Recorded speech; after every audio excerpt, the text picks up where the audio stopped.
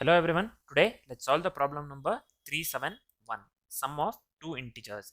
So here what the question states here, we are given two integers a and b and we need to return the sum without using the positive or negative operators. I mean not positive or negative operators, plus and minus operators, right?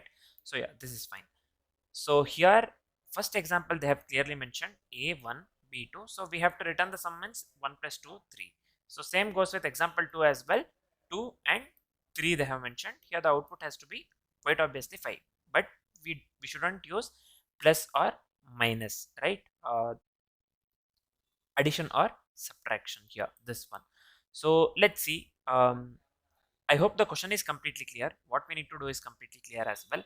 So initially let's discuss the approach, followed by the edge cases one by one, and then finally write the code and discuss the complexities for the code that we have written, right? Initially let's discuss the approach first.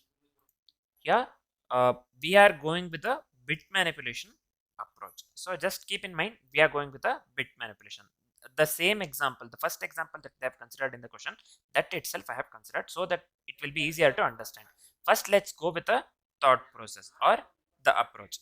This is nothing but step by step up, this one explanation.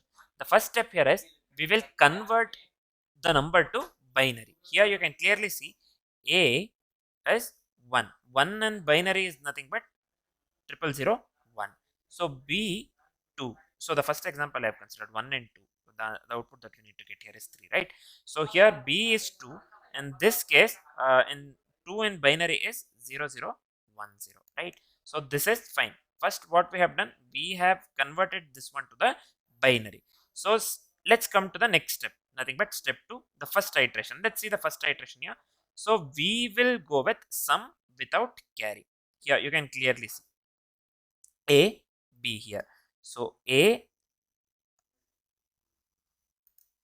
we are going with a XOR b. You can clearly see here symbol as well. So here this will be 0001. So here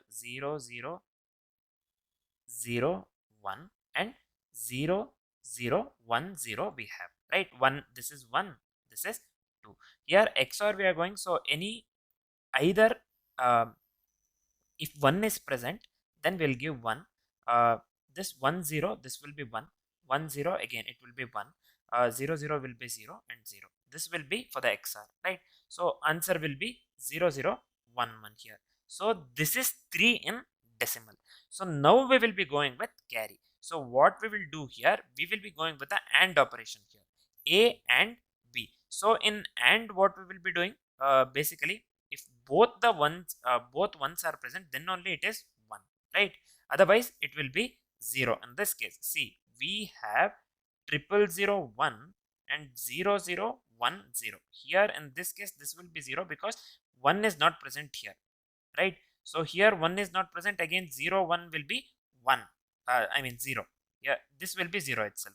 So we are going with AND operator here, right? AND operation here, not the XOR. XOR, if any 1 is present once, so this will be 1 in this case, right? So in this case we are going with AND operator. So this will be 0000. I hope this is completely clear, right? So let's go with the third step here, shift carry left. So we have 0000 and we will be making use of the left shift operator or nothing but shift carry left here. In this case this will be this will be 0000 itself, right? So we will update a to 3 and b to 0. So we will be updating a to 3 and b we will update this one to 0, right? So we will ignore the 0. Now we will return answer as 3 here. In this case a is 3 and b is 0. Since b is 0, whenever b becomes 0, we will ignore the b and we will return the value that is present in the a as output. So in this case, since b is 0, the loop stops and we return a equals 3. You can clearly see here. That's what I have said earlier. So since b is 0, the loop stops here and we will return a equals 3. So sum here will be 1 plus 2, 3. We are not making use of plus here. So we are going with a bit manipulation right here. We made use of the AND operator, we made use of XOR, and as well as we made use of the left shift operator here. You can clearly see here this one I'm speaking of, this entire one, right? So this is fine. So thus the sum will be 3 here. So the output that we got here is 3, and the output that they have given for the this one first example is also 3. This is equivalent to the output that they have given for the example 1, right? So the approach works absolutely correct in this case. So this is the approach that we will be going with, mainly the bit manipulation part. I hope the approach is completely clear, right? So we have discussed this one step by step. I hope the approach is clear. Now let's discuss the edge cases one by one here, right? So now let's discuss the edge cases one by one. The first thing here is one number is 0. This is for the condition one number is 0. Here you can clearly see A is 0, B is 5. The output will be here in this case 5 itself. So in this case output will be 5 itself, right? So you can just try it out without using plus or minus. You can just try it out in the same way that I had shown for the this one, shown for the example one that I considered for the approach, right? Considered in the approach, sorry. So you can just go step by step, you will get the output 5, right? In the same way that I thought for the approach. So let's go with the second step here. Both numbers are negative here, minus 3, minus 2 here in this case. So minus 3, it will become minus 2, this will be minus 5 itself, right?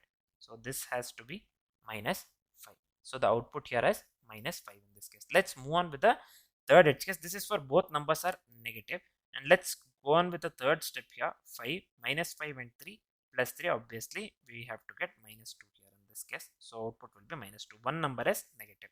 This is for the condition one number is negative, right? So the fourth edge case here is large numbers. So we have to make sure that it has to work, the code that we write has to work properly for the large numbers as well. So here in this case we have 1000 and 1000. So the output will be quite obviously 1000, right? 2000 here. So the output will be quite obviously 2000 here in this case, right? 1000. This is fine. So these are the 4 edge cases that we need to keep in mind. So here the first edge case that we went with here is one number is 0. The second edge case that we went with here is one number is 0. The second edge case that we went with here is both numbers are negative. The third edge case that we went with here is one number is negative, and the final edge case that we went with here is this one. What do you call? Large numbers. This is fine, right? So here in this case we have output 5, minus 5 here. The third one is minus 2, and the fourth one is 2000 here. So these are the 4 edge cases that we need to keep in mind. I hope the approach as well as the edge cases are completely clear. Now let's start writing the code. So let's start writing the code. Initially, as we discussed, so here we will repeat until there is no carry left. So let's make use of while loop here. This has to be always true, right?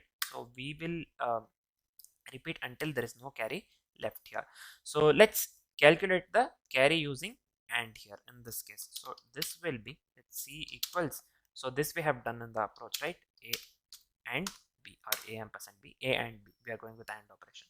So here one thing we discussed was we were going with the sum without carry using the XOR, right? So how can we articulate that one in the form of code? I can just write here XOR this one equals B here in this case, right?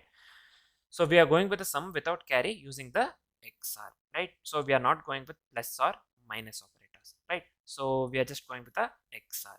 Previously we went with the AND operator here, and here we are going with the XOR.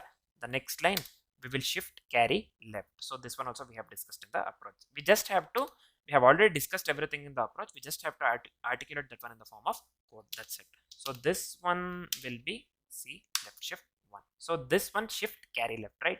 So the next one here is we have to return the final sum. So final sum here is nothing but A, right? So we have to return A. So we'll get this one in A. So let's just return A in this case. So let me format the code once and let me hit the run button. So here you can clearly see the sample test cases are getting passed here. Let me quickly hit the submit button.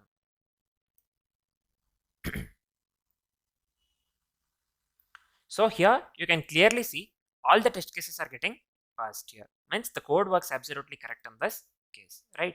So let's quickly discuss the complexities for the code that we have written. So the approach that we went with here is bit manipulation. We know this one. So the approach that we went with here is pure bit manipulation, right? So what would be the time complexity here? The overall time complexity would be big of 1 in this case, right? So why it is big of 1 here? Because integers are 32-bit. As per the question, integers are 32-bit. The loop runs a fixed number of times here. You can clearly see we are making use of the while loop, and integers are 32-bit. So the loop runs a fixed number of times here. So overall time complexity here is big of 1. And what would be the space complexity here? The space complexity would be big of 1 as well, because we are making use of few variables here. You can clearly see C, A, and B. So here only few variables are used. That doesn't require extra space, right? So we are going with a constant space. So overall space complexity would be big of 1 as well. So the time complexity and the space complexity for the code that we have written is big of 1. So I hope the solution or the code that we have written is completely clear as well. For now, this is it. Thanks for watching, guys.